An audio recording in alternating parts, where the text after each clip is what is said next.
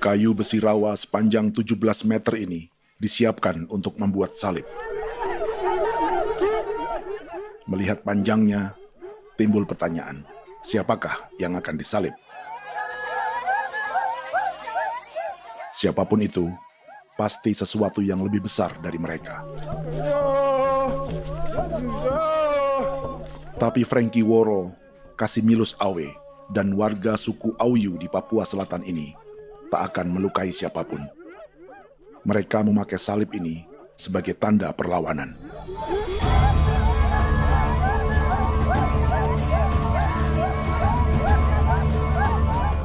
Yang mereka lawan memang lebih besar, yaitu pemerintah Republik Indonesia. Pemerintah sedang mengincar 2,5 juta hektar hutan orang Papua untuk proyek tanaman industri pangan dan energi.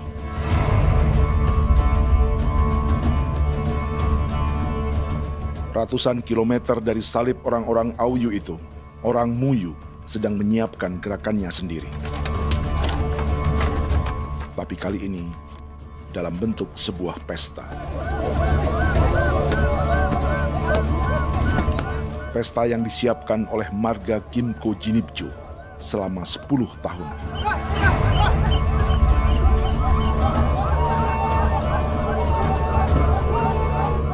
Sosok di marga ini adalah Willem Kimco, orang asli Papua yang tak punya kartu identitas kewarganegaraan manapun.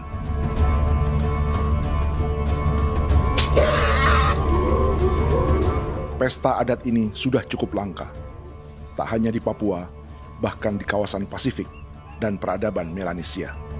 Awalnya bayarnya aneh kalau bukan. Itu nih hati kau kuda kerem bipnuka, dan kita ya kati kau berem baran dipo. Kau memang ambil kau kuning.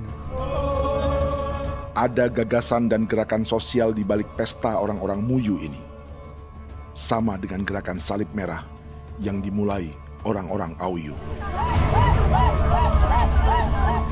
Salib ini akan menjadi yang terbesar dari 1.800 salib merah yang telah ditancapkan berbagai suku di Papua Selatan dalam 10 tahun terakhir. Ribuan salib merah yang dipadukan dengan palang adat adalah tanda larangan yang menyatukan unsur-unsur adat dan agama.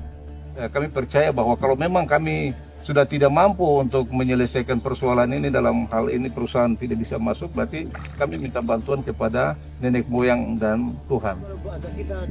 Atribut perang orang Auyu ini diukir atau dilukis, digambar di batang salib ini dengan tujuan bahwa kami larang dengan sangat keras. Jadi apabila siapapun, baik dari antara kita sendiri yang melanggar batas ataupun pihak lain yang mau mengganggu keselamatan hak tanah adat kami, maka kami siap untuk melakukan ancaman perang.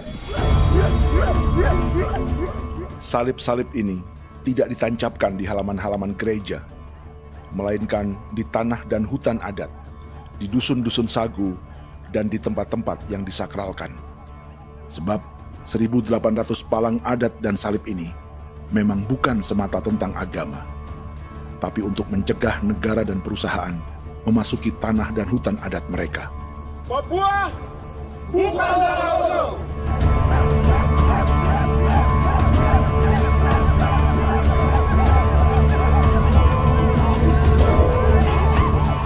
Di zaman TikTok ini, kami ingin menceritakan semua ini lewat film yang pendek.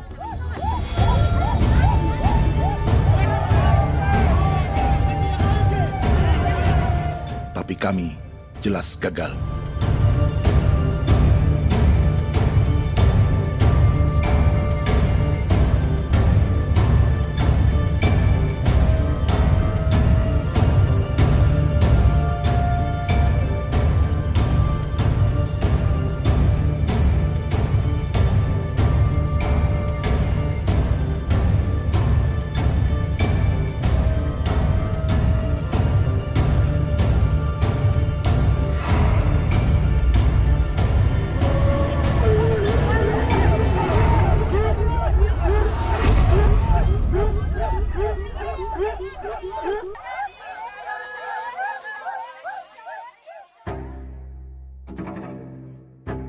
Di planet ini, ada 5 pemilik hutan hujan tropis terluas yang tersisa. Kongo di Afrika, Brazil, Peru, Bolivia, dan Indonesia.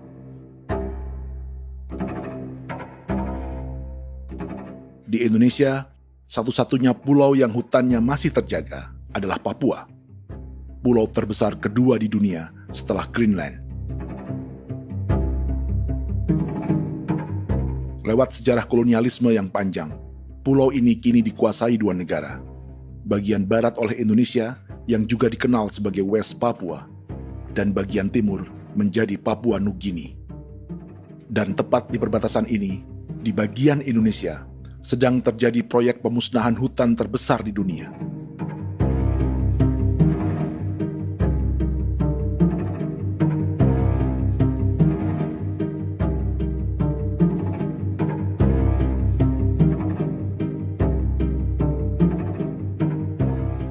Pemerintah Indonesia sedang membuka lebih dari 2,5 juta hektar hutan untuk sawit, tebu, padi, dan peternakan. Ini disebut proyek strategis nasional untuk lumbung pangan dan energi yang jadi ambisi 3 presiden. Bagian terbesar direncanakan untuk mencetak sawah seluas 1,3 juta hektar. Lalu bagian lain akan ditanami tebu seluas 560.000 hektar untuk gula dan bioetanol. Setiap liter bensin di Indonesia akan dicampur bioetanol 10% atau E10. Ada 10 perusahaan di proyek ini, dan semuanya dimiliki oleh 1 keluarga saja. Berikutnya, ada areal sawit seluas 400.000 hektar untuk biodiesel. Targetnya mencampur 50% solar dengan minyak sawit atau B50. Dan terakhir, pemerintah akan membuka peternakan seluas 380.000 hektar. Jadi, apa yang salah dengan proyek pangan dan energi ini? 5 orang Papua dalam film ini akan menjawabnya.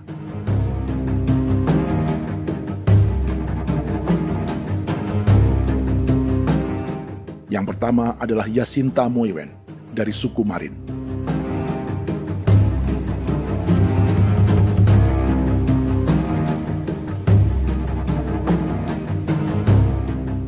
Yasinta dan warga di distrik Ilwayap di Merauke sudah menjadi korban. Hutan dan rawa sebagai sumber pangan dan ekonominya telah dihancurkan. Jalan sepanjang 135 km sedang dibuat, dan di kiri kanannya akan dicetak 1 juta hektar sawah. Mereka sulit menolak atau melawan. Salib sudah digeser, masih datang lagi dengan senjatanya mereka nih. Karena proyek ini juga dijaga tentara. Macam-macam senjatanya.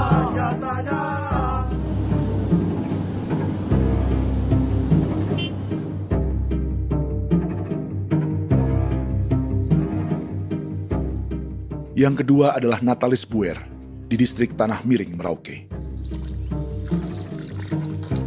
Petani milenial ini merasa ditelantarkan. Sebab setelah hutannya diubah menjadi sawah, sebagian sawah-sawah ini tak tergarap. Orang asli Papua seperti Natalis tak punya modal untuk benih, pupuk, perawatan, hingga ongkos panen.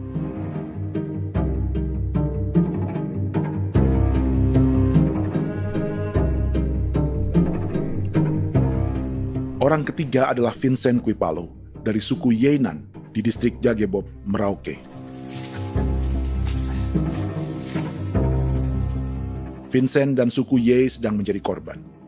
Hutan adat orang-orang Ye sedang dihancurkan untuk perkebunan tebu dan bioetanol.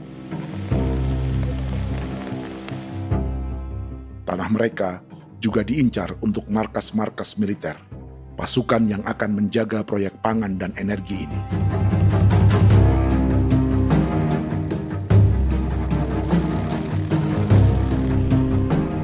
Yang keempat adalah Frankie Woro dari suku Auyu di distrik Fofi, Kabupaten Bovendigul. Hutan dan tanah mereka terancam perluasan perkebunan sawit untuk campuran biodiesel atau B50. Orang-orang dari suku Auyu ini adalah calon korban. Merekalah salah satu pelopor gerakan Palang Adat dan Salib Merah. Meski kadang berseberangan dengan gereja yang mereka anggap lebih mendukung pemerintah dan perusahaan. Mereka bahkan sedang merencanakan gerakan yang lebih besar, dengan salib yang lebih besar. Tanah milik Somu Sobisiba itu bahwa tanah ini diciptakan oleh Tuhan dan memberikan warisan kepada kami. Kami ini hanya hak jaga.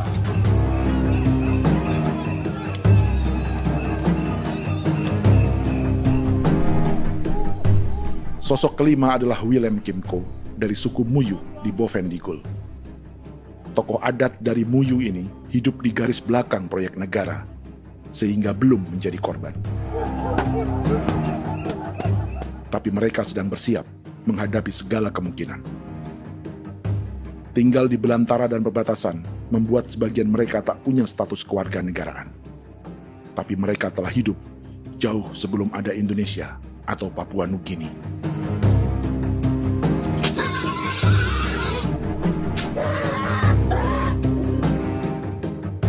Kelimanya mewakili jutaan orang asli Papua yang sedang terancam eksistensinya. Jika kita merasa kepunahan peradaban Neanderthal di Eropa, Aztec dan Inca di Amerika, atau aborigin di Australia adalah sejarah masa lalu, film ini menceritakan bagaimana pemusnahan sebuah bangsa dan kepunahan sebuah peradaban sedang terjadi di masa hidup kita.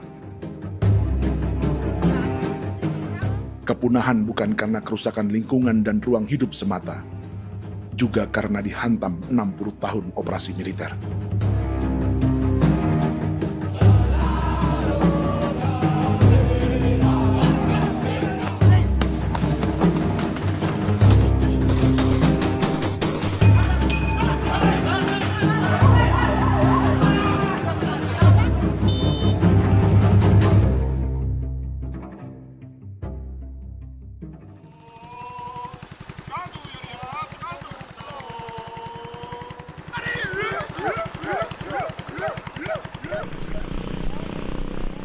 Frankie Woro dan orang-orang Auyu sedang berburu. Tapi lokasi perburuan mereka mulai dikuasai perusahaan perkebunan sawit.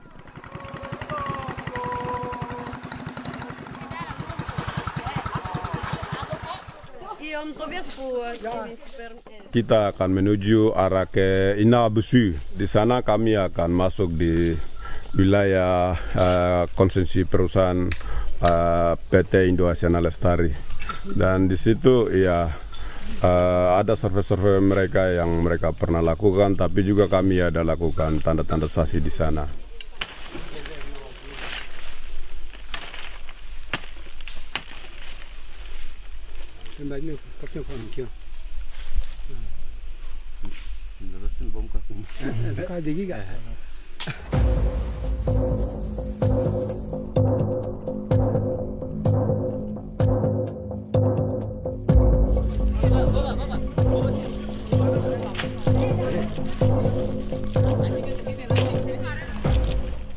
Dapat dengan yang induknya, tapi karena induknya dia lari dan terlambat kerja, akhirnya yang bisa kita dapat dia punya anak ini saja.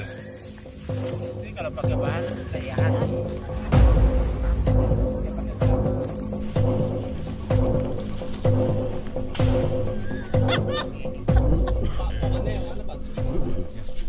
Pohon ini pohon bitanggur, dia punya kayu ini kita biasa gunakan untuk kerja perahu, dan juga kulit depu getanya itu kita pakai untuk kerja ini, panah-panah ini lem, jadikan lem ini, panah-panah. Hutan ini adalah supermarket bagi suku Auyu. Juga lumbung pangan atau bank untuk menyimpan deposito kekayaan alam. Hutan juga tempat yang penuh dengan sejarah suku, situs budaya, dan tempat-tempat sakral. Inilah yang sedang mereka pertahankan dari incaran pemerintah dan perusahaan. Untuk semua alasan ini, mereka menancapkan ribuan salib merah.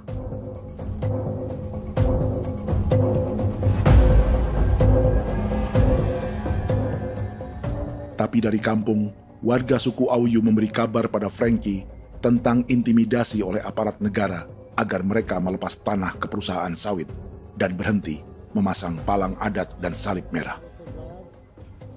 Ada beberapa titik yang saya sudah siap, tetapi di sini emergensi dari saya, terutama di Kampung Sokangon, PT Damai Timber.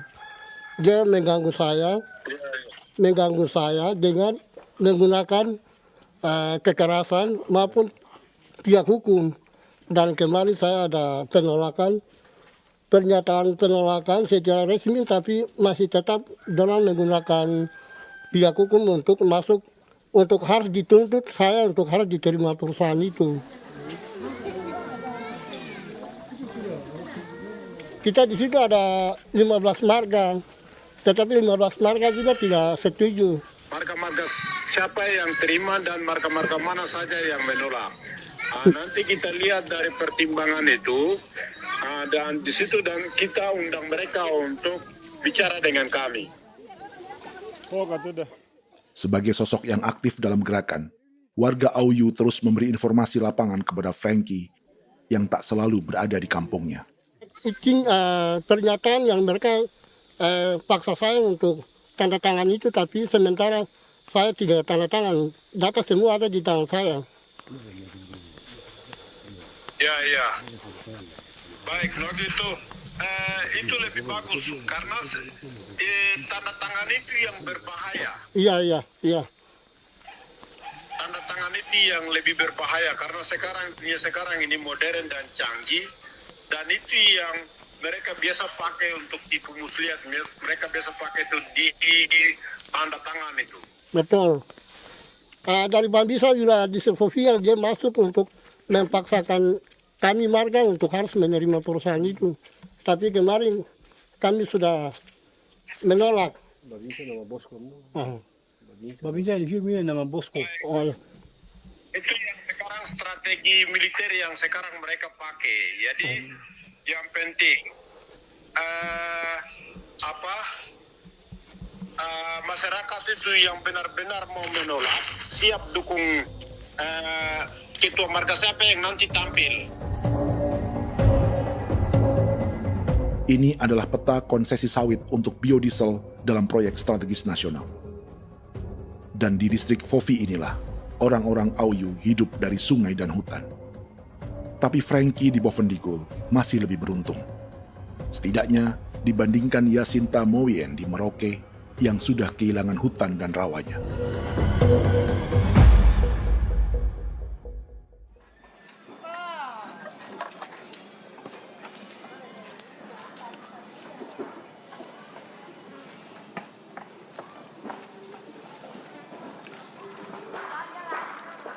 Yasinta dari suku Marin adalah petani sayur di Kampung Wanam, distrik Ilwayap, Merauke.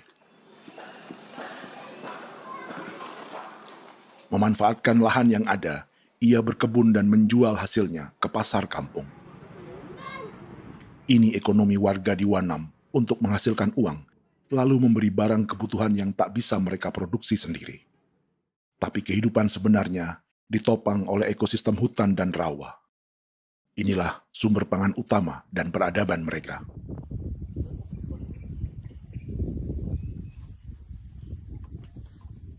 Namun ketenangan ini diusik ketika tiba-tiba pada Mei 2024, di Pelabuhan Wanam datang ratusan alat berat untuk proyek pangan dan energi pemerintah.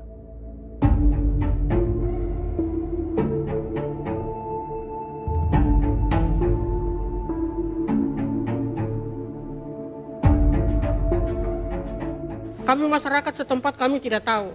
Kami kaget pagi-pagi kapal sudah ada di pelabuhan kami.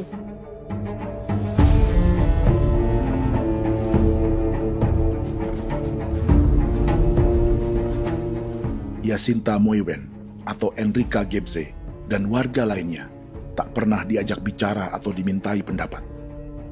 Seakan-akan Papua adalah tanah kosong. Kita suka kaget yang dong bawa turun alat berat dong bawa turun, kita kaget masyarakat. Dorang subongkar itu kayu-kayu.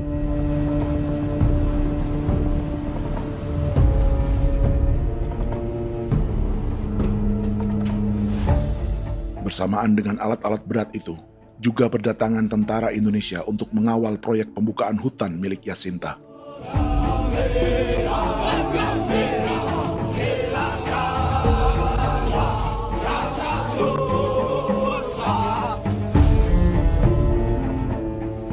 Ribu alat berat didatangkan dari Cina ke Papua oleh perusahaan bernama John Lin Group sebagai kontraktor pemerintah.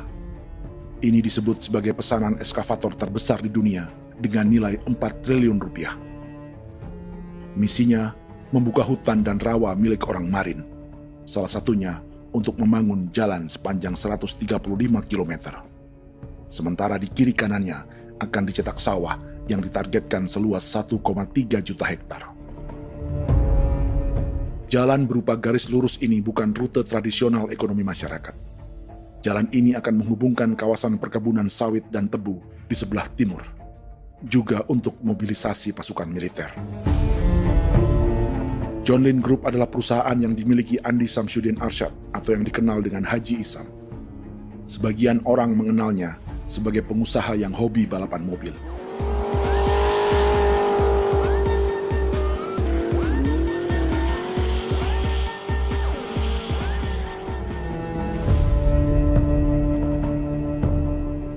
Tapi di Kalimantan, ia berbisnis batu bara, perkebunan sawit, pengolahan karet, penerbangan, perkapalan, dan biodiesel. John Lin Group kini juga menjadi pemilik perkebunan tebu dan pabrik gula terbesar di Indonesia. Sayapnya melebar dari Kalimantan hingga ke Bombana, Sulawesi Tenggara. Perkebunan tebu, pabrik gula, dan industri bioetanol inilah yang juga sedang dikembangkan di Papua. Foto ini adalah momen ketika Isam bersama kerabatnya, Menteri Pertanian Amran Sulaiman dan Menteri Pertahanan Syafri Samsudin, meluncurkan program biodiesel atau B50 di Kalimantan Selatan. B50 artinya, setiap 1 liter solar, 50%-nya akan dicampur minyak sawit.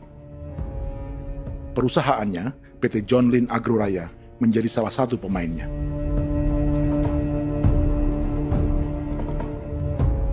Sepanjang tahun 2025, saham PT John Lin Agroraya pernah naik hingga 700%.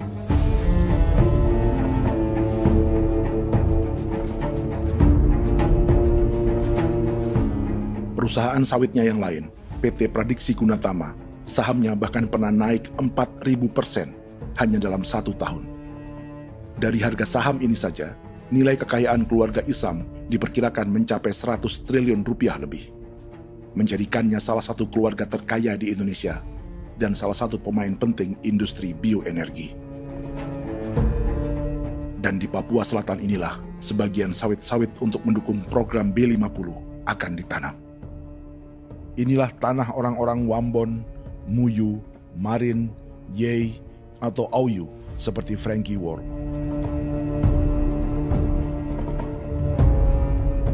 Haji Isam pernah menjadi tim kampanye nasional Presiden Joko Widodo dalam pemilu 2019 saat melawan Prabowo. Bintang Mahaputra Utama diberikan kepada Saudara Andi Syamsuddin Arsyad. Beliau berjasa luar biasa dalam mendorong pertumbuhan ekonomi daerah maupun nasional. Setelah menjadi presiden, Prabowo memberi gelar kehormatan Bintang Mahaputra Utama pada Isam.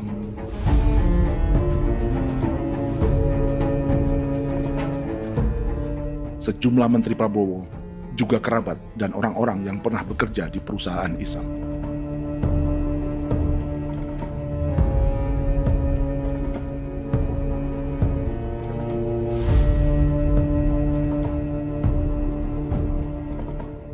Lawan sebesar inilah yang sedang dihadapi Jacinta di kampung Wanam, Merauke. Atau petani perempuan lain seperti Enrika Gebse. Jadi alam kita ini sudah rusak. Jadi kita itu biasa jalan dari sini tuh harus pasang jerat di situ, harus cari makan di situ lagi. Itu tempat-tempat itu pasang-pasang jerat, tempat babi, rusa, sekarang sudah tidak ada lagi.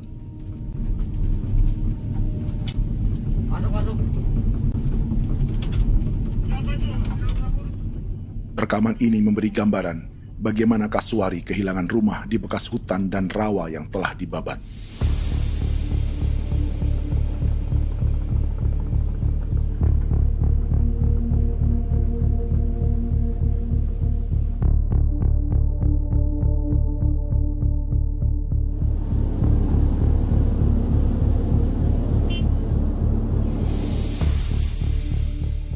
Keterlibatan tentara dalam proyek pangan dan energi di Papua memakai dalih bahwa ancaman terhadap negara kini tak hanya perang secara militer, tapi juga melalui pangan dan energi. Kementerian Pertahanan pun terlibat karena proyek ini dianggap operasi militer selain perang. Jadi tugas kamu adalah menjaga sumber cadangan pangan nasional. Macam-macam senjatanya, Proyek ini menambah panjang alasan mempertahankan kehadiran tentara di Papua dalam 60 tahun terakhir. Saat ini, jumlah tentara Indonesia di Papua mencapai 56.000 personel, atau ada 1 tentara untuk setiap 100 orang Papua. Bandingkan dengan rata-rata nasional, di mana hanya ada 1 tentara untuk 696 penduduk Indonesia. Itu belum termasuk polisi. Artinya, 1 orang Papua dijaga lebih banyak senjata dari rata-rata penduduk Indonesia. Tanah dan hutan diambil secara sepihak untuk kepentingan pembangunan batalion dan bandar antariksa. Ini bentuk perampasan masyarakat. Penolakan kehadiran markas-markas militer terjadi di sejumlah tempat di Papua. Tak hanya karena trauma dan ketakutan, juga karena mengambil tanah-tanah adat.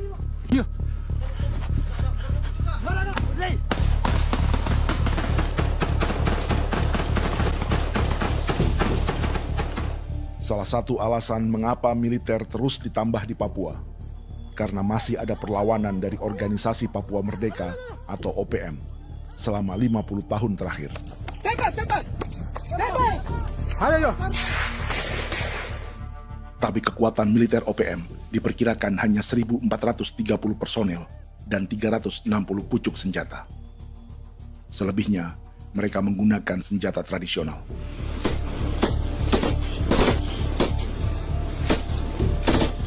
Dengan demikian, kekuatan tentara dan polisi di Papua 58 kali lebih besar dari gerilyawan Organisasi Papua Merdeka.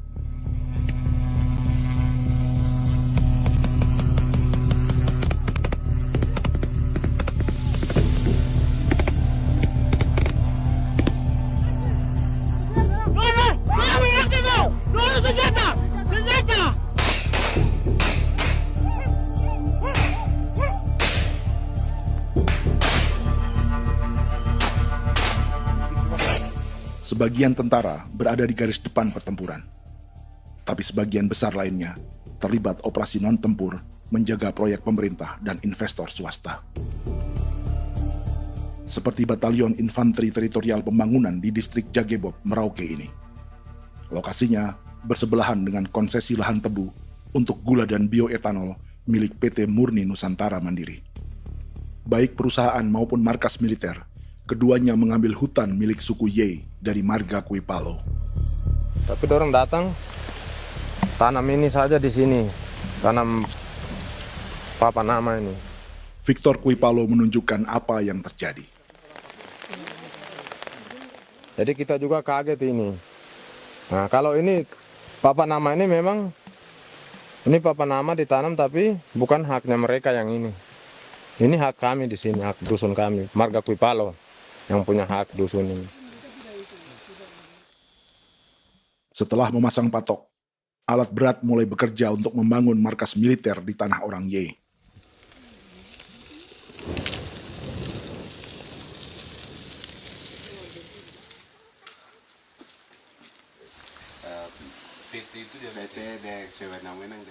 Kehadiran markas militer mengkhawatirkan warga yang pernah mengalami trauma. Takut kenapa? Kalau macam yang awal macam sekarang bu kampung hidup ini kan aman. Terus kenapa harus didirikan korem di sini? Bukankah dengan adanya Korem semakin aman ada tentara di sini? Kalau untuk kampung kayaknya tidak bisa aman kalau ada tentara, paling masyarakat dipukul itu ini. Kalau kampung hidup begini malah saya sejahtera dan saya punya masyarakat. Apa pernah ada pengalaman buruk sebelumnya dengan tentara di daerah sini? Ada yang cerita waktu pos-pos di sini tuh di 13, 12 itu zaman katanya Patimura. Memang kasihan. Malah kita punya orang ini yang dianiaya betul, dipukul. Disuruh kerja bakti tidak mau atau lama mencari, namanya kita pangkur sagu itu butuh waktu 1 minggu. Kalau lama begitu ya paling diseret apa pukul itu. Operasi militer Indonesia di Papua dimulai tahun 1962 lewat Operasi Trikora.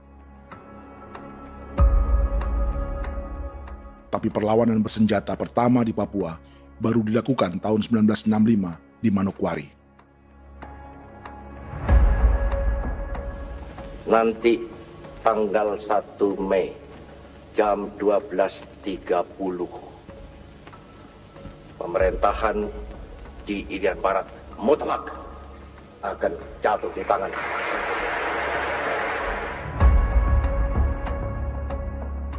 Sejak itu, selama 60 tahun, operasi militer untuk menaklukkan Papua terus dilakukan. Salah satu operasi militer paling berdarah adalah Operasi Wibawa untuk memenangkan Indonesia dalam jajak pendapat tahun 1969. 643 orang tewas di Paniai. Lalu disusul 4.146 korban tewas antara tahun 1977 hingga 1978.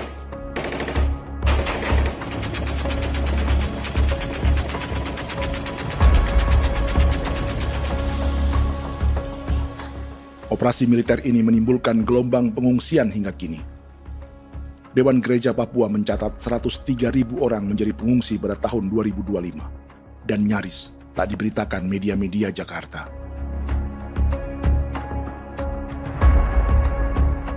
Jumlah pengungsi terbesar tercatat di Nduga yang mencapai 20.000 jiwa.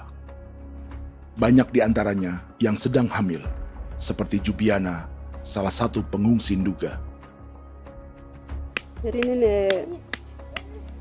O tagarik misi kagi be muguruk berselari di namen wane gosem bigari me egirik munene an nimbo misle berselar nene wam darik lek prak de oi gore bangal no so ndak lo yo nandam yanet ndang no gat de nanen di ko nerwa membri wal marwa egirik munene wa tringel no semana o ngal siak ya ber kumbik nyak masala ore na me wo suluk ri namen wani go semane kuman nak wani wani ndemo lo ndak misri namen bre go lo nak no semana ne be minit waru ra kana bi ne dige war de mino pragit de laina bulan Maret April ya na mana kantan barang ne lire na bam ne Jubiana lalu menamai anaknya pengungsi Kogoya. Selain Jubiana, juga ada Emma dari Maibrat yang melahirkan di hutan. Sampai di kampung gini, katanya bilang ada tentara yang bangun jembatan. Saya capek itu juga pun masih tahan. Kembali lagi ke hutan lagi. Itu sampai saya jatuh di tengah jalan. Orang sampai terbanting di kayu semuanya. Berasa sakit begitu. Melengkapnya tuh Domika Serli, pengungsi Wako. Masyarakat sipil dari kampung Aitrem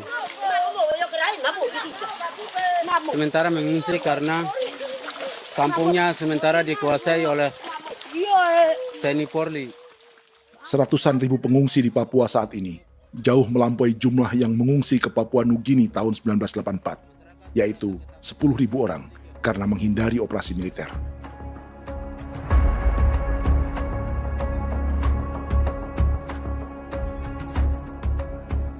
Bersamaan dengan operasi militer, eksploitasi sumber daya alam Papua juga dilakukan sejak masuknya tambang emas dan tembaga Freeport pada tahun 1967.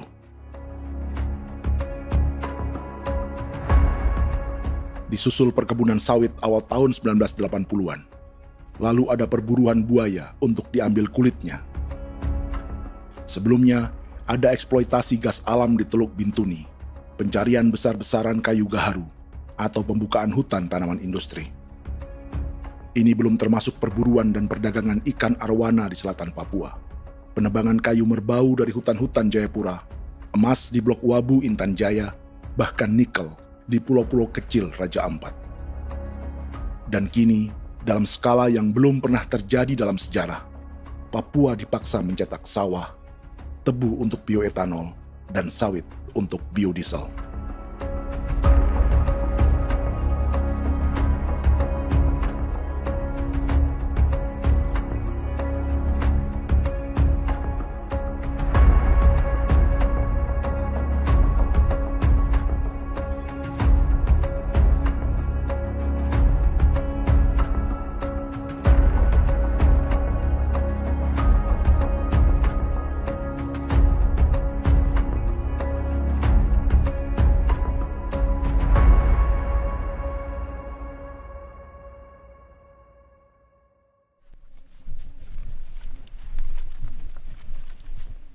Inilah yang sedang menimpa keluarga Vincent dan Victor Kuipalo di Merauke. Hutan mereka diambil untuk markas militer dan industri perkebunan, PT Murni Nusantara Mandiri.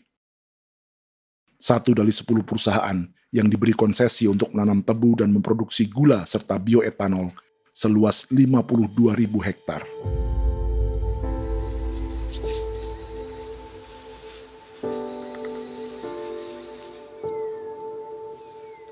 Perusahaan ini dianggap mengambil hutan dan tanah orang-orang Ye, terutama marga Kuipalo, yang memiliki hak adat terhadap 2.300 hektar hutan.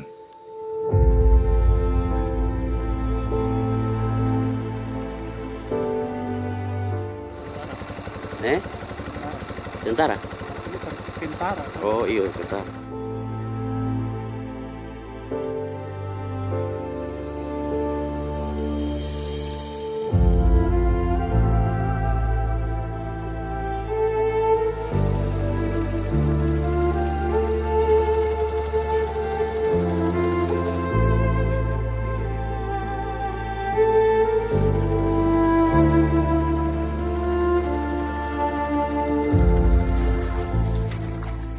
Keluarga Kuipalo sedang melihat apakah perusahaan semakin mengancam tanah mereka. Dan kekhawatiran itu terbukti. Iya, makanya tadi saya bilang ini dari sini saja dekat ini sudah masuk di dalam ujung lapang ini. Ini hutan, yang ini hutan yang dorong ada bongkar sekarang ini. Ini sudah punya alat sudah dekat ini. Dekat sekali ini. Ini di sini. Nacau, kelapa itu yang jalan lama, jalan setapak ini. Dari udara, terlihat alat-alat berat semakin mendekati tanah orang-orang Ye, marga Kuipalo.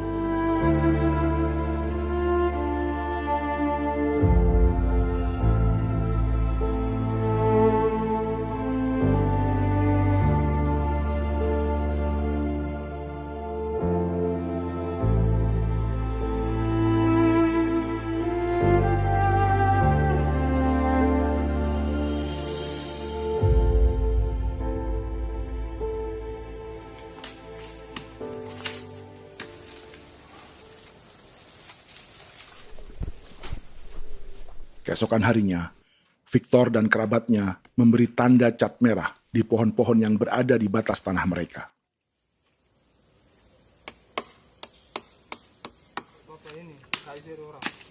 Tapi tanda peringatan adat ini tak diindahkan perusahaan.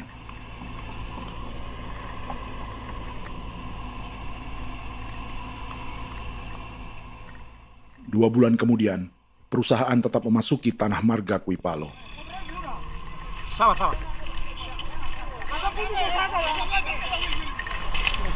Kami manusia, kau lihat. Tapi tidak sudah sakit hati sekali saya katakan. Ini sama baikin kalau pikiran berubah lagi.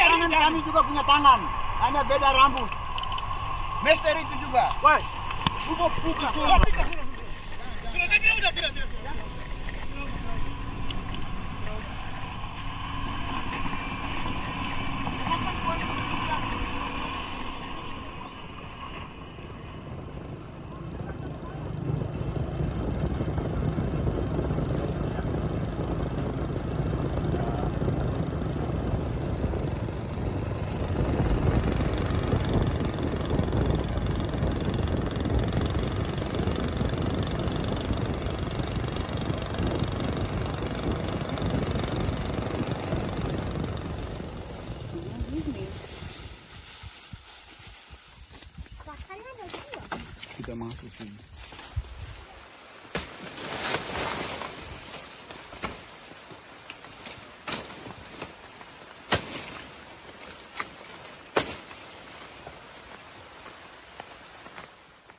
Jadi ya untuk itu seperti saya katakan tadi, apakah lebih baik kita tidak usah ada kah atau bagaimana, kita pisahkan, pisahkan dari negara ini kan?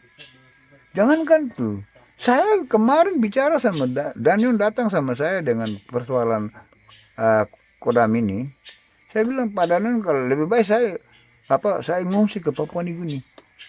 Dia bilang, aduh Bapak jangan begitu. Ya memang.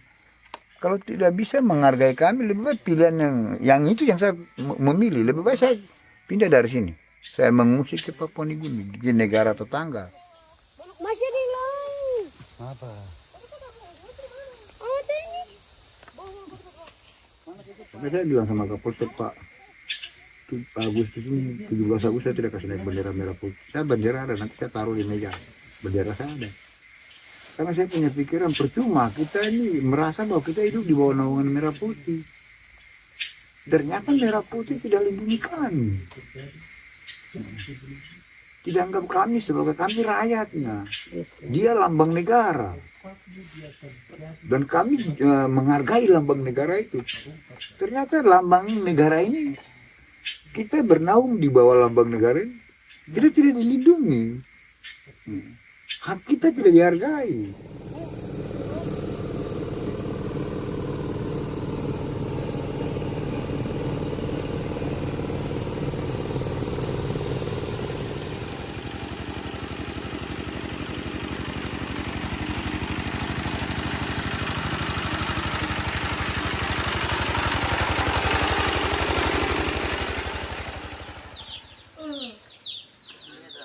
Marga Kuipalo dari suku Ye terus mendapat teror dan intimidasi agar melepas tanah mereka yang hanya dihargai Rp300.000 per hektar. Tapi mereka tidak berjualan tanah. Makanya mama itu tidak suka untuk lepas tanah. Untuk apa? Baru di dalam hutan itu ada obat-obat tradisi. Itu sudah Kalau macam ada sayur juga, kita ambil sayur yang dia tumbuh sendiri. Jadi kita ini mau kemana, kalau itu sudah digusur, ya habis. Kita ini jadi penonton. Jangan sampai kita ini duduk minta di jalan. Jadi kita tidak mau seperti itu. Makanya tanah itu kita tidak melepas. Tapi mungkin orang lain tuh dia senang saja. Lebih baik saya pegang uang merah dulu. Saya bisa beli-beli itu ini. Nanti datang uang sudah habis, gembel. Mau cari kemana lagi, hutan sudah habis.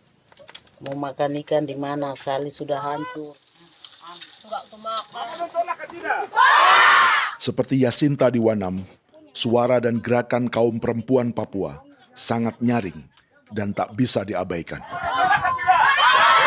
Saya sebagai perempuan tolak untuk perusahaan masuk di sini. Karena kalau saya terima anak-anak saya mau dikemanakan, mau tinggal di mana. Apapun yang terjadi saya tetap tolak. Demi tanah ini saya akan berjuang, demi saya punya anak-anak. Yang katanya mengutamakan anak Papua, nyatanya yang kerja kebanyakan ya orang-orang Jawa.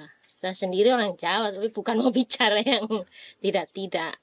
Memang kenyataannya seperti orang-orang Papua itu diterbelakangkan, kurang diutamakan, gitu.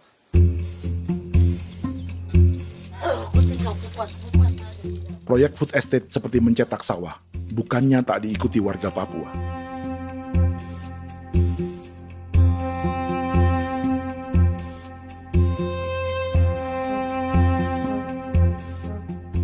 Salah satunya Natalis Buer di distrik Tanah Miring, Merauke.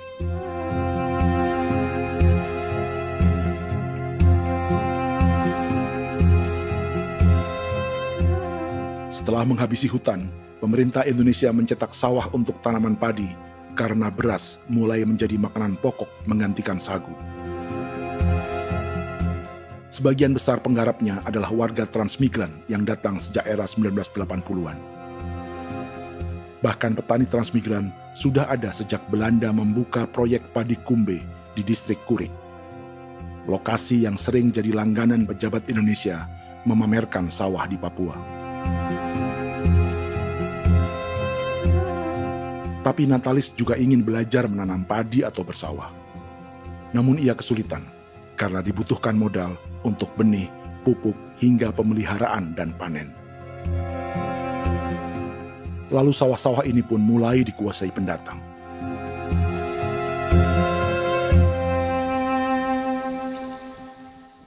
Tapi sejauh ini di kampung kami ini yang saya lihat memang ada kelompok kami punya di sini yang sudah tergabung dalam Gapoktan, kemudian masuk dalam optimalisasi lahan. Tapi baru saya anak asli yang punya lahan di sini. Mereka tidak punya. Pemerintah dalam hal ini adalah Kementerian Pertanian bersama-sama Kementerian Pertahanan yang dalam hal ini pada garis di bawahnya adalah TNI Angkatan Darat, memberikan support yang maksimal kepada masyarakat khususnya di Merauke dalam rangka. Saya kemarin habis 9 juta. 9 juta ya? Iya, 9 juta karena dia sudah tidak dipakai toh. Ya. Perempuan Papua seperti Filomina juga mau bertani. Pemerintah memberi bantuan Rp900.000 per hektar lewat program optimalisasi lahan atau OPLAH. Tapi dibanding biaya produksi dan harga jual gabah, Filomina mengaku berkali-kali rugi dan kini memutuskan tak lagi menggarap sawahnya. Terus kita harus cari uang untuk kombek. Betul. Karung kita beli. Karung beri sendiri lagi. Tenda kita beli. Ini dari yang offline ini don tidak siapkan. Tidak ada. Tidak ada ya, jadi mama don sendiri. Itu yang saya ada bilang, 900.000. Itu modal untuk kerja sawah ini. Mulai dari kerja sampai nanti panen. Panen. Wih, ngeri sekali. Iya, lucu toh? Tidak dapat itu. Betul, Mam. Dong pemaksud begini. Kalau disuruh tanam ubi berhektar-hektar, mari datang. Kita tahu cara rawatnya bagaimana, iya. Tanamnya bagaimana, tanam model bagaimana supaya hasilnya model begitu. Kita tahu. Kalau yang ini kan kita baru belajar. Sebagian hutan milik warga Senayu di Merauke sudah dibuka untuk sawah dan kebun tebu oleh PT Global Papua Abadi. Proyek pertanian ini dikerjakan oleh Kodim Merauke. Mereka melepas sebagian tanah karena ingin belajar bertani. Saya punya nenek moyang tidak ajar saya tanam padi. Tapi saya mau berubah. Generasi saya yang berikut ini besok lusa tidak bisa makan pisang, sagu. Namun program optimalisasi lahan yang dijanjikan dengan berbagai bantuan tak dirasakan Filomina.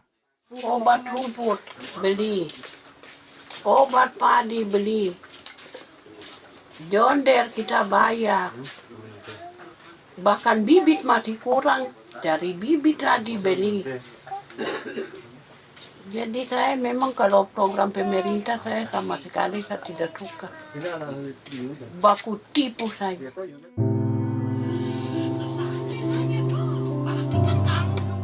Mereka merasa ditinggalkan sendiri, jatuh bangun belajar bertani padi. Sementara sumber pangan dan air yang semula mudah didapat, kini telah berganti sawah dan kebun tebu. Dulu kita masih bisa jalan, nanti masak di kali, pakai air kali. Minum pakai air kali. Sekarang kok mau masak? Tidak ada air, sudah susu, mau minum tidak bisa. Sudah dengan obat. Drone semprot tebu itu saja drone. Drone yang semprot. Saya lihat di itu. Jadi kita bukan drone yang terbang di atas untuk disemprot. Dong lempar pupuk di bawah ya dia mengalir ke kali. Mengalir ke kali, ke rawa-rawa.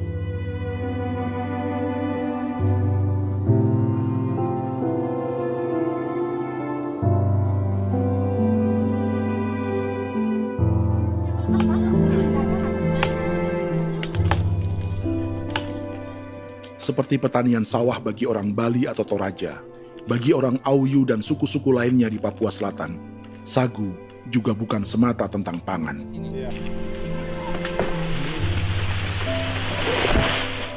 Bagi orang Auyu dan Marin, sagu adalah kerabat, sosok orang tua, sosok nenek moyang yang harus dijaga dan dilindungi. Lagi bikin apa mama ini mama? Pakai toko itu sagu.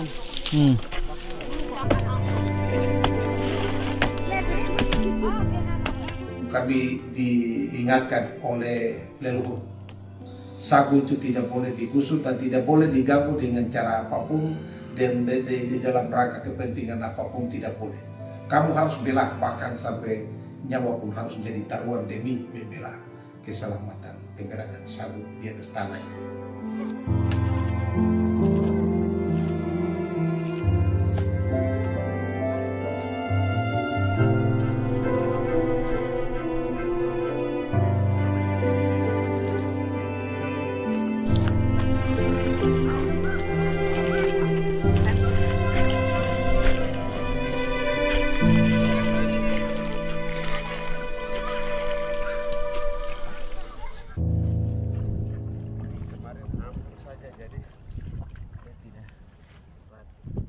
Menurut Natalis, pemerintah di Jakarta mendefinisikan lumbung pangan semata urusan beras dan mencetak sawah. Sebenarnya orang Papua itu bukan tidak bisa bertani. Kami tanam ubi itu bagian dari pertanian. Nah, pertanian yang dimaksud oleh pemerintah itu harusnya selalu itu kalau bisa pemerintah harus spesifikkan pertanian apa yang dimaksud, pertanian tanam padi atau pertanian tanam ubi, petasan dan lain-lain. Ini yang harus dispesifikkan dulu. Begitu, sehingga tidak menjustifikasi kami orang asli Marin bahwa kami tidak bisa bertani. Bukan. Kami buka kebun besar-besar di sana, bahkan bermeter-meter, ratus-ratus meter pakai sekop, bukan pakai ekskavator, tapi ini pakai skop. Itu pertanian, begitu. Bagi Natalis, alih-alih memaksimalkan sawah-sawah yang sudah ada untuk petani Papua, pemerintah selalu membuka hutan baru, seperti dikerjakan perusahaan John Lynn Group dan melibatkan tentara. Padahal, sejarah keterlibatan militer dalam proyek food estate atau cetak sawah adalah sejarah kegagalan yang bertubi-tubi 4 presiden selama 30 tahun terakhir.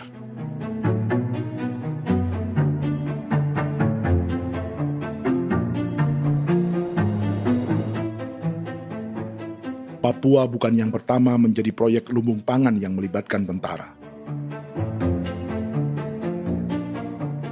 Kalimantan telah menjadi korban 30 tahun sebelumnya.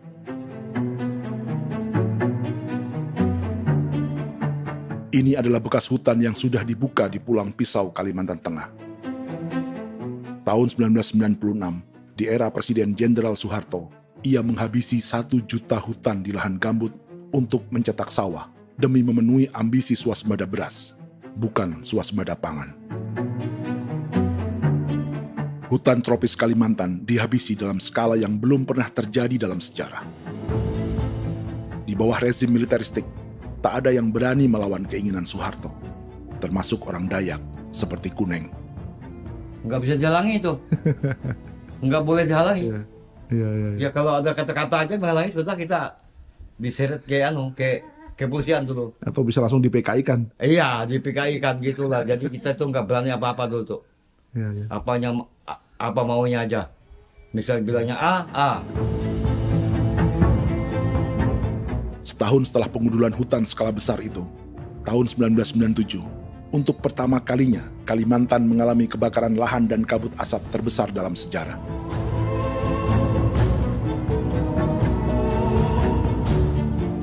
Sebagai ilustrasi, ini kondisi kabut asap tahun 2015.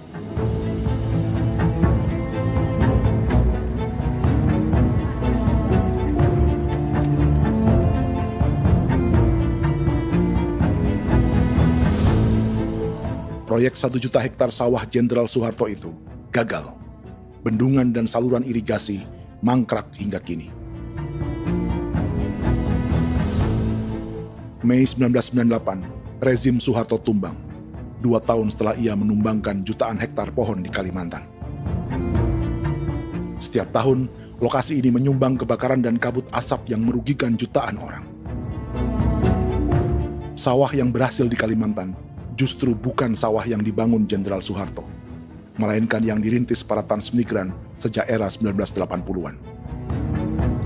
Sawah-sawah inilah yang ikut digarap oleh militer di era Presiden Joko Widodo. Dan hasil dari proyek food estate Presiden Jokowi itu sama sekali jong nih, nggak ada harapan lagi sudah seperti ini. Tapi Jokowi terus memperluas area food estate hingga 16.000 hektar. Presiden Jokowi juga menyerahkan urusan lumbung pangan ini kepada Prabowo yang saat itu menjadi Menteri Pertahanan. Salah satunya di Kabupaten Gunung Mas, Kalimantan Tengah, untuk membuka perkebunan singkong seluas 31.000 hektar. Food Estate Singkong Jenderal Prabowo ini dimulai dengan membuka 600 hektar hutan di Tawai Baru.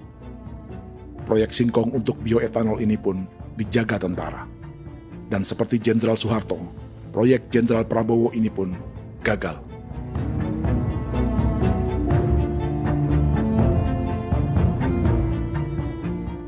Dengan reputasi ini, Joko Widodo dan Prabowo justru sedang membuka 2,5 juta hektar di Papua.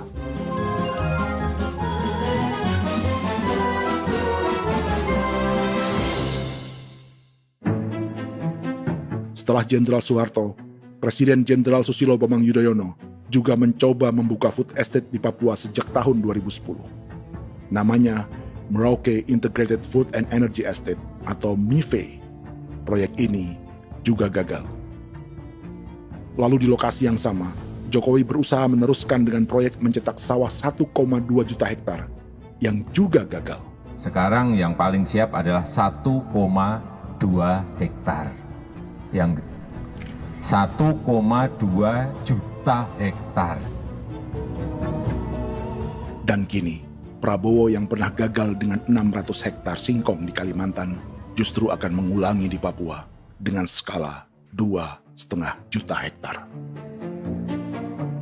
Di daerah Papua pun harus ditanam kelapa sawit supaya bisa menghasilkan juga BBM dari kelapa sawit.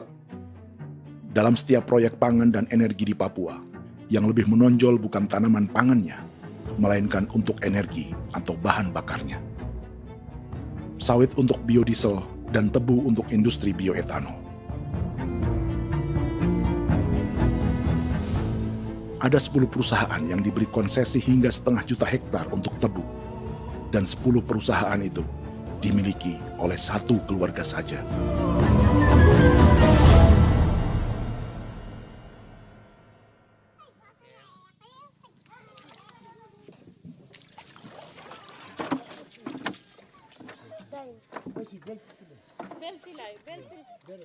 Para perempuan Auyu di Bovendigul akan berangkat memancing.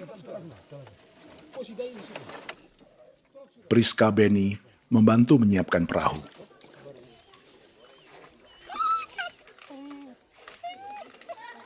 Mereka akan mengumpulkan bahan pangan di hutan untuk persiapan acara penancapan salib merah berikutnya.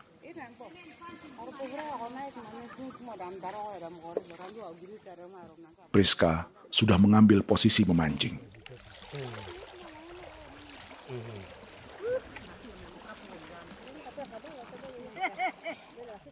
.800 salib merah telah dipasang di wilayah adat berbagai suku di Papua Selatan untuk menghalau perusahaan sawit dan tebu.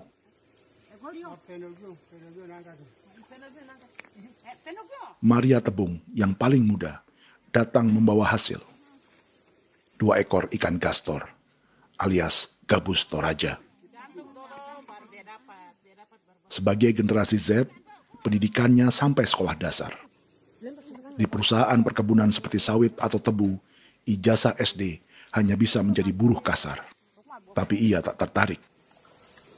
Karena kita hidup itu dari alam, kita pancing, juga di darat, bawa anjing, terus bikin pagar sagu, dapat babi, bawa baru kita makan. Jadi kita tidak mau perusahaan masuk. Sementara Priska Beni masih mencari peruntungan. Tapi baginya, menjadi nelayan di Sungai Fofi masih lebih baik daripada bekerja 9 tahun di perkebunan sawit. sudah pengalaman, jadi kita tidak mau lagi. Berapa lama ketika kerja itu? Selama di sana. 9 tahun di sana. 9 tahun? Saya baru pulang dari perusahaan. Selama 9 tahun kerja di sawit, bisa punya rumah kah? Atau tidak. Motor kah? Tidak. Johnson kah? Tidak. Cuma makan saja. Pendapatan juga kan tidak lebih. Habis dimakan.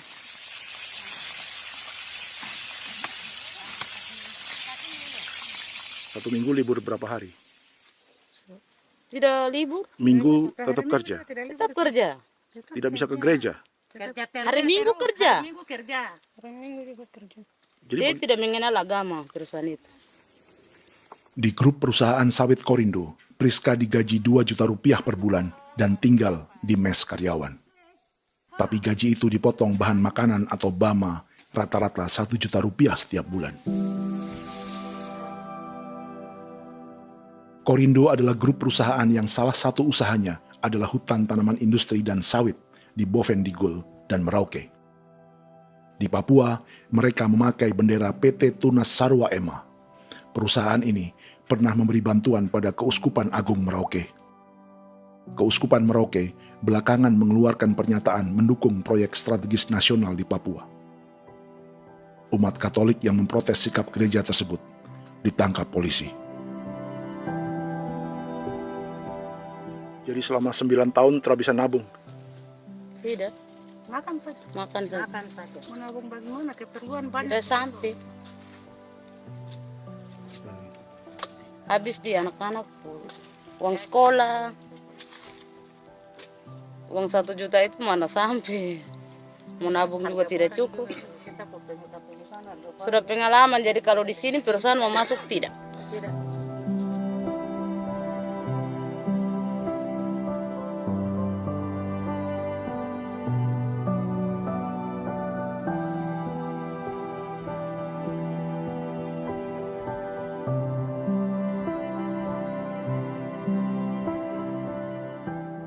Dan menu makan siang seperti ini agaknya sulit bagi buruh sawit atau tebu yang digaji 2 juta rupiah per bulan. Generasi Z seperti Maria Tebung atau generasi milenial seperti Priska Beni punya matematika ekonominya sendiri. Sawit untuk biodiesel atau tebu untuk bioetanol tak akan ada bedanya bagi mereka.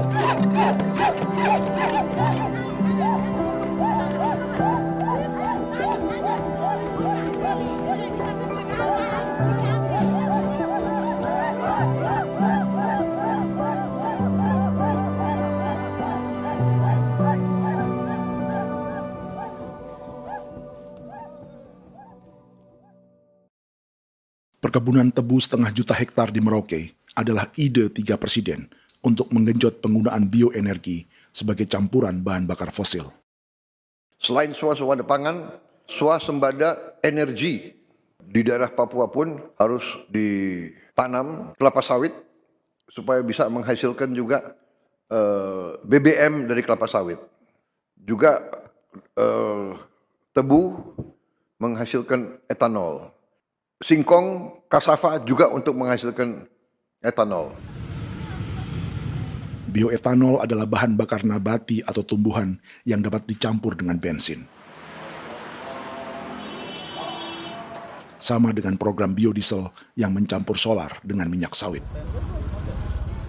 Pertamina saat ini sudah menjual BBM bioetanol dengan campuran 5% yang dipasarkan dengan merek Pertamax Green 95. Tapi pemerintah ingin menaikkan kadarnya menjadi 10% atau E10. Maka ke depan kita akan mendorong untuk ada E10. Kemarin malam sudah kami rapat dengan Bapak Presiden.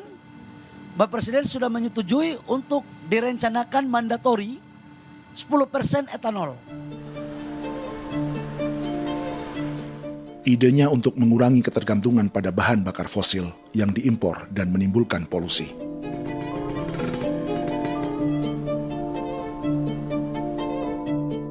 Tapi bioetanol bukannya tak mengorbankan lingkungan, hutan, rawa, dan manusia. Karena program E10 membutuhkan 7,3 miliar liter bioetanol, maka lahan yang dibuka untuk menanam tebu bisa mencapai 1,3 juta hektar. Sementara saat ini, luas perkebunan tebu di Indonesia hanya 500 sampai 600 ribu hektar. Artinya, butuh lahan baru hingga 800 ribu hektar untuk menanam tebu. Dan 500 ribu hektar diantaranya sedang dibuka di Papua. Hutan yang tadinya untuk menumbuhkan pangan berubah jadi tanaman untuk bahan bakar di jalanan. Kecepatan pulihnya hutan beradu dengan jumlah dan kecepatan kendaraan di jalanan.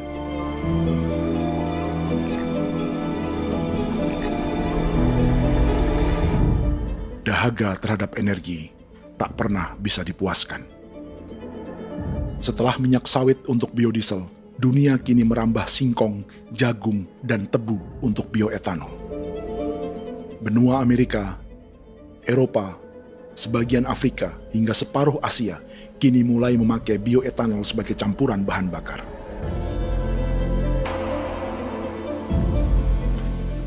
Selain perebutan lahan, masa depan dunia juga dibayangi semakin mahalnya harga pangan karena persaingan antara perut manusia dengan tangki kendaraan. Ini adalah lokasi perkebunan tebu dan bioetanol PT Murni Nusantara Mandiri yang mengancam tanah Vincent Quipalo dan orang-orang Ye di Merauke. Beberapa kilometer di selatan adalah PT Global Papua Abadi yang mengancam tanah orang-orang Muyu dan Marin. Dua perusahaan ini adalah bagian dari 10 perusahaan yang mendapat konsesi lahan untuk tebu dan bioetanol di Merauke. Batas konsesi mereka bahkan sama dengan batas negara Indonesia dengan Papua Nugini. Salah satu ciri bahwa peta konsesi ini dibuat di Jakarta dari atas meja. Sama seperti kolonial Inggris dan Belanda ketika mereka membagi Pulau Papua dengan garis lurus pada abad 19. Seakan Papua adalah tanah kosong. Bedanya, meski peta konsesi ini mengatur batas 10 perusahaan, tapi perusahaan-perusahaan ini sebenarnya dimiliki oleh satu keluarga saja. Ini nama 9 dari 10 perusahaan tebu dan bioetanol di Merauke, Papua. 99% saham mereka dimiliki sebuah perusahaan bernama PT Merauke Nusantara Manis. Sementara 1% sisanya dimiliki PT Merauke Gula Mandiri. Tapi saham kedua perusahaan ini dimiliki PT Merauke Sugar Group. Dan perusahaan ini, 90% sahamnya dimiliki pengusaha bernama Angelia Bonaventure Sudirman, serta perusahaan bernama Zico Trust dan Resource Harvest. Lalu 10% lainnya dikuasai PT Papua Energi Abadi, yang pemiliknya adalah Dudi Christian dan Angel Madeline. Sekarang, mari kita lihat siapa mereka. Angelia Sudirman adalah keponakan dari salah satu konglomerat sawit Indonesia, Martias Fangiono. 9 perusahaan di Papua ini berada di bawah bendera Merauke Sugar Group. Dan Merauke Sugar Group hanya satu dari 7 grup perusahaan milik keluarga Fangiono.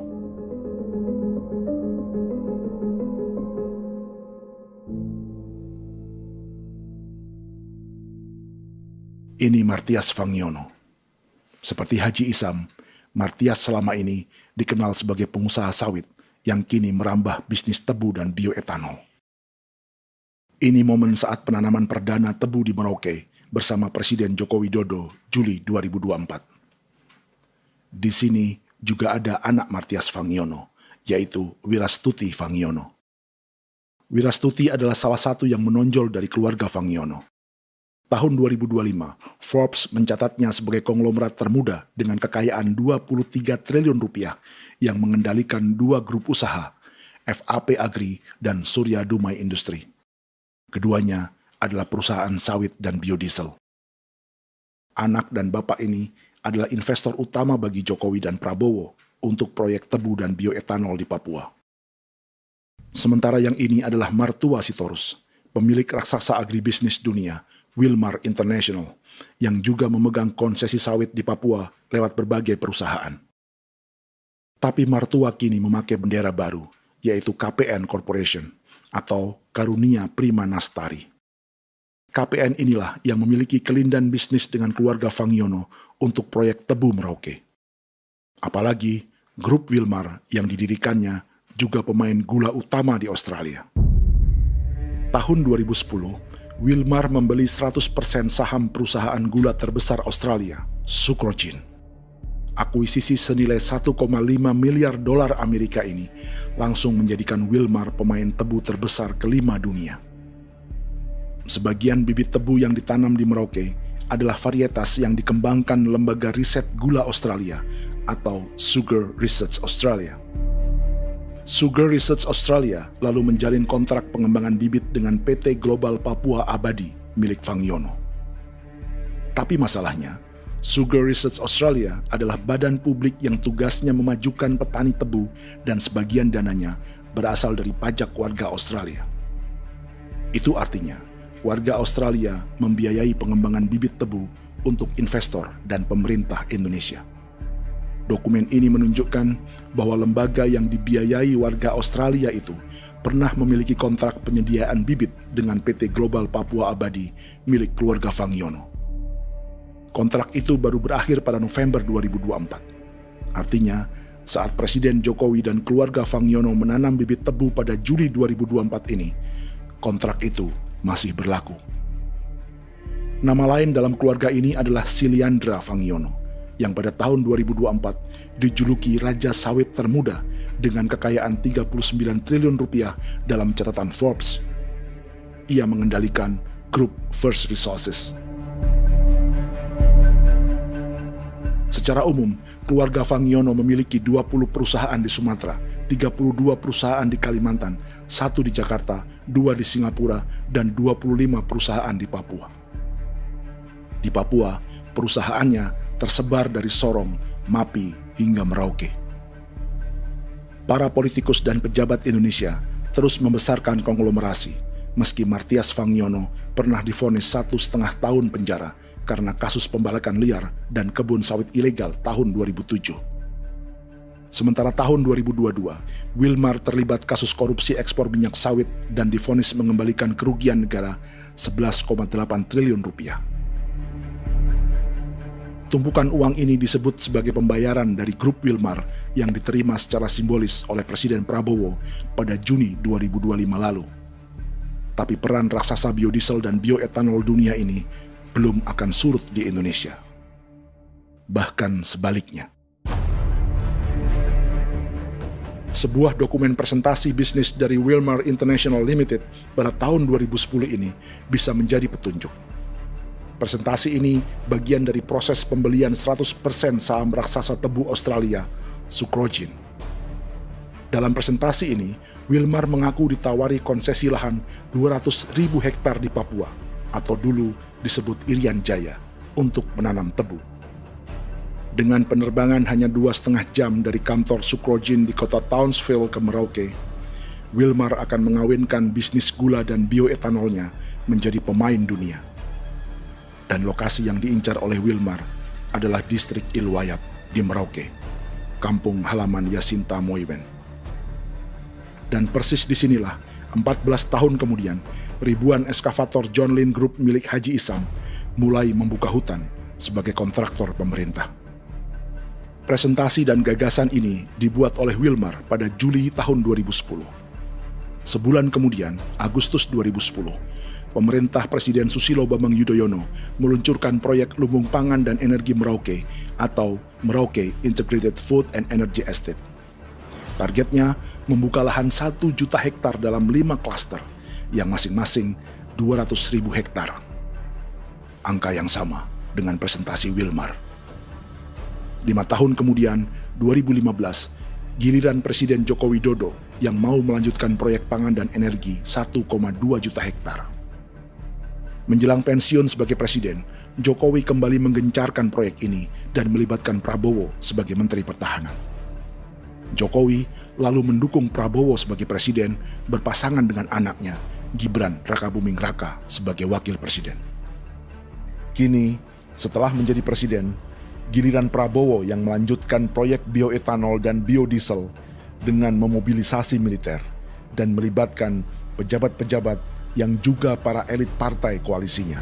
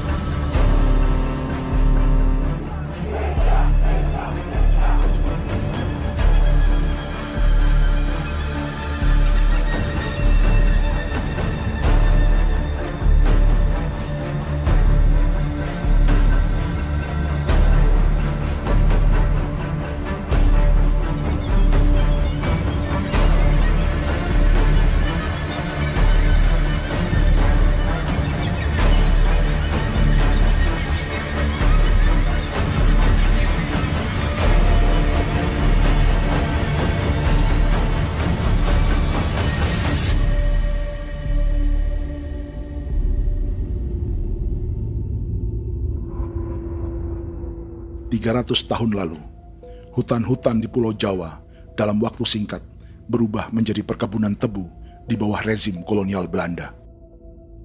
Orang Jawa menjadi buruh dan petaninya dipaksa menanam tebu. Dari kolonialisme dan politik tanam paksa itu, Belanda memperkaya negara dan para investornya. Tak puas membuka hutan untuk perkebunan di Jawa dan Sumatera, kolonial Belanda menanam tebu hingga di Suriname dan mengerahkan ribuan orang Jawa sebagai buruh pada tahun 1890. Inggris yang sudah menguasai negara seluas India dan Papua Nugini pun masih menanam tebu jauh di tengah Samudra Pasifik, di tanah orang-orang Fiji. Lalu memindahkan puluhan ribu orang India menjadi buruh di sana. 200 tahun sebelumnya, ratusan ribu orang Afrika bahkan diperbudak untuk bekerja di perkebunan-perkebunan tebu Spanyol dari selatan Eropa hingga Karibia, Kuba, atau Jamaika. Jika dulu tebu menjadi gula atau emas putih, kini cerita kolonialisme tebu berlanjut di Papua untuk bahan bakar nabati atau bioetanol. Dan seperti semua cerita tentang kolonialisme, akan ada yang berpesta dan ada yang membayar. Dalam setiap cerita pesta kolonialisme, baik di Jawa, Karibia, atau di Papua, selalu melibatkan para elit lokal, dari pejabat, perwira, hingga agamawan. Tapi dalam setiap kolonialisme, juga selalu ada cerita tentang mereka yang mempertahankan diri dan melawan.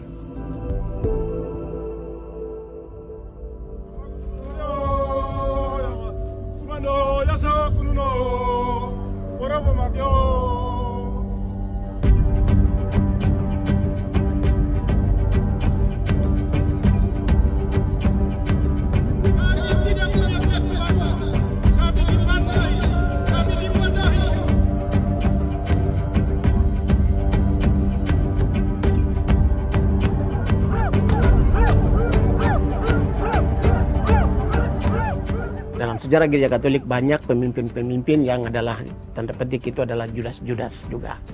Jadi itu sudah pasti karena itu adalah manusia. Satu sisi sebagai manusia dalam perjalanan digoda, apalagi ada dalam posisi-posisi jabatan ya mungkin banyak tawaran-tawaran lain, lalu disitulah terjadi pergeseran keberpihakannya kepada misi gereja tadi itu untuk umat, untuk mereka yang tertindas.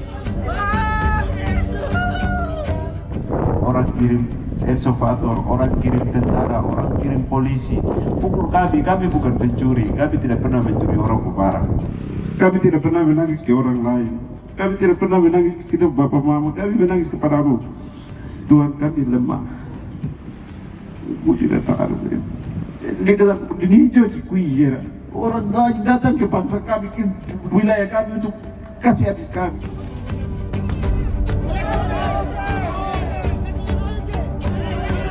Ya Hakimam Dehi, Ya Hakimam Dehi, Bono Ya Hadigul Dehi, Bono Ya Hadigul Dehi. Kita buat saksi seperti begini untuk menolak perusahaan apapun yang masuk di tanah kami. Kalau kita kasih, kita bikin rusak sekarang, kita punya generasi berikutnya mau dapat kemana? Jadi kita nyatakan sikap di sore hari ini, kami tolak. Apa yang dilakukan pemerintah untuk PSN adalah kejahatan. Pemerintah bagian dari kejahatan, aktor perusak dan pembunuh terhadap negara, terhadap alam, hutan, terhadap manusia. Jadi negara jadi aktor pembunuh. Jadi Pilatusnya siapa? Negara, pemerintah Jakarta ini. Tanah Wiu bukan tanah kosong. Masyarakat adat kami rasakan. Perusahaan tolak. Biar asal.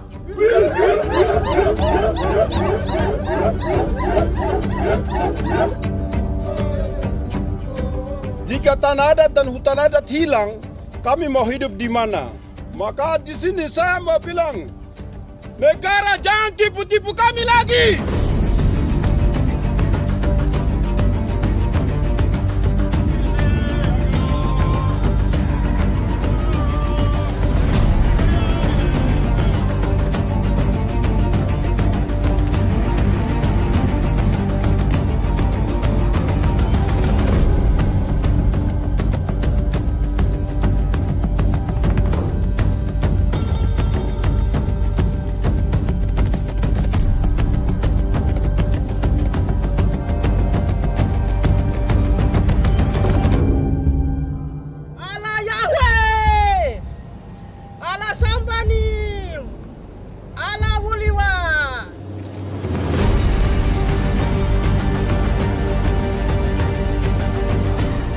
Kalau kami dianggap orang Papua itu bagian daripada Republik ini, tolong hargai kami. Dengan adanya PSN, PT John Lindrop yang sudah menerobos tanah kami dan hutan kami, merusak alam kami. Itu yang kami datang ke Jakarta jauh-jauh dari Papua. Kami mau bersuara kepada Bapak Presiden Prabowo Subianto, di mana keadilan untuk masyarakat Papua. Tolong lihat masyarakat Papua yang sudah mati. Kami bersepakat menyatakan, 1. Gereja-gereja di Indonesia mendukung masyarakat adat yang menolak proyek strategis nasional di tanah Papua. 2. Gereja-gereja di Indonesia menolak militerisme dan otoritarianisme di Indonesia.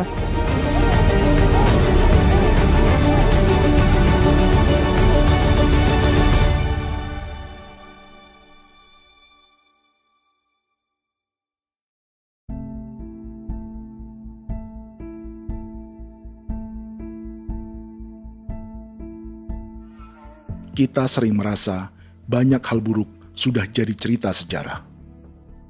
Dan kita sekarang hidup lebih baik, lebih beradab, atau mustahil melakukan kejahatan seperti di masa lalu.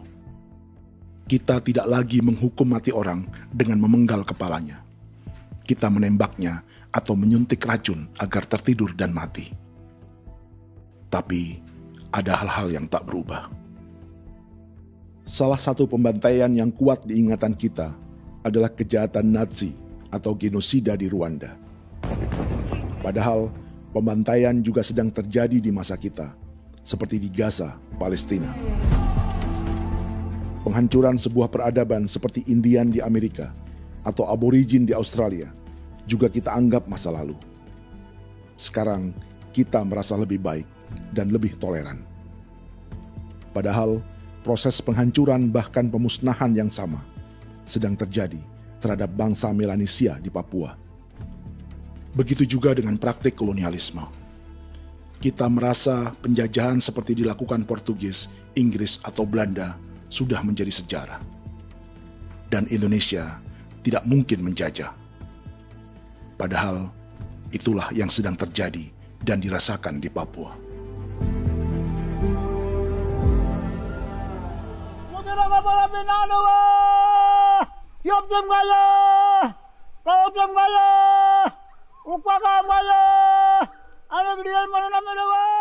Jalannya sejarah ini disadari Willem Kimco di pedalaman Bovendigol, Papua. Hidup terpencil dan tak tersentuh urusan negara bukan berarti selalu aman.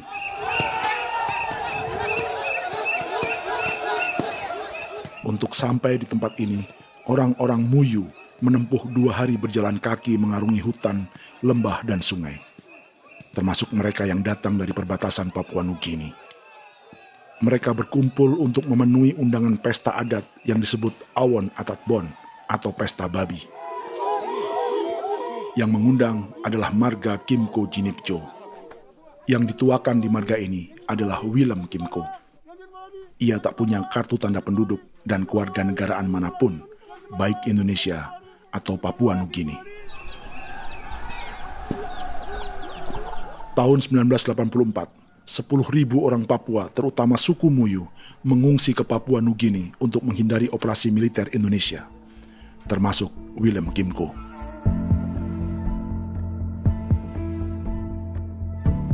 Apa yang membuat pesta adat ini istimewa? Apa bedanya dengan acara serupa yang dihadiri pejabat, tokoh agama, LSM, atau yang direkam oleh kru televisi dan konten kreator? 18. Pertama, untuk membuat pesta babi, orang Muyu perlu persiapan selama 10 tahun. Sebab, babi-babi yang akan jadi bagian dari pesta ini tak boleh dibeli, alias harus dipelihara sendiri. Babi-babi ini bukan bantuan pejabat pemerintah, gereja, atau LSM.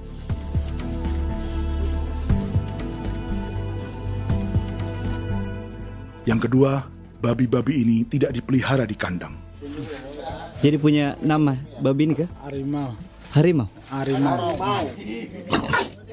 Dia kulit dengan ini bulu di harimau, macam harimau begitu dia kasih nama harimau.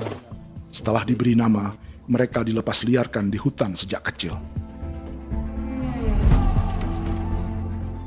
10 tahun kemudian, jika tiba saatnya pesta, para pemburu akan mencari mereka di dalam 479 hektar hutan milik marga Kimco. Suku atau marga lain tak akan mencurinya di hutan, karena mereka sudah punya babi dan wilayah masing-masing. Itu artinya, mereka harus tetap menjaga dan mempertahankan hutannya, agar babi-babi bisa hidup. Demikian juga dengan lahan pangan mereka, yang menumbuhkan sagu, keladi, atau aneka sayuran.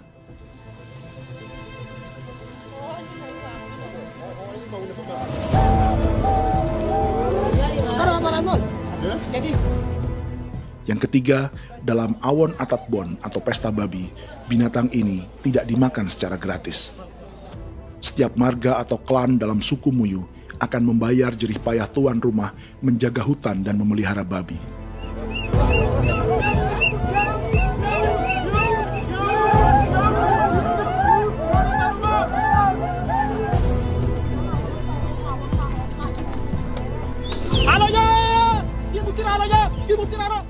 Ini seperti arisan untuk menjaga budaya dan lingkungan. Bagian dari budaya dan ekonomi timbal balik yang ditandai dengan siklus memberi dan menerima.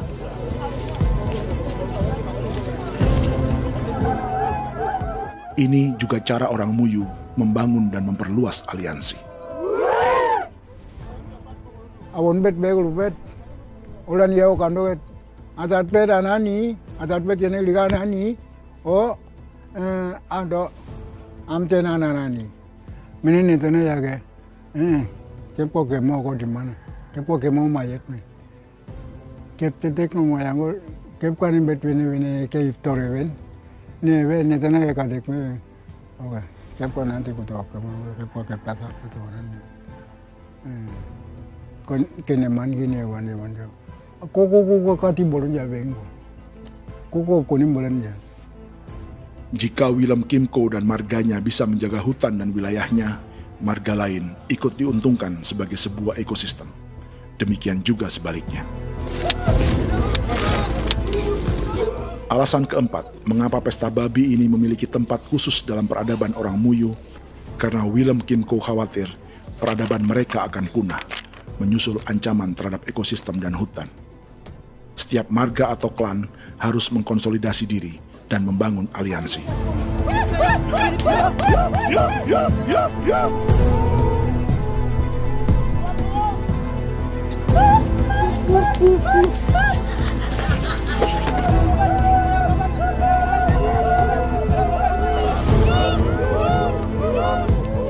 Kekhawatiran Willem dan orang-orang Muyu tak berlebihan.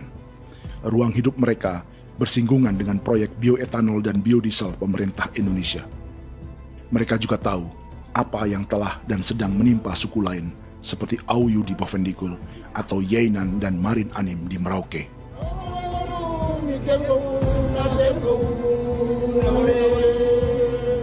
Jika suku-suku lain menggunakan palang adat dan salib merah sebagai gerakan perlawanan, orang-orang Muyu memakai pesta babi untuk mempersiapkan diri dan konsolidasi.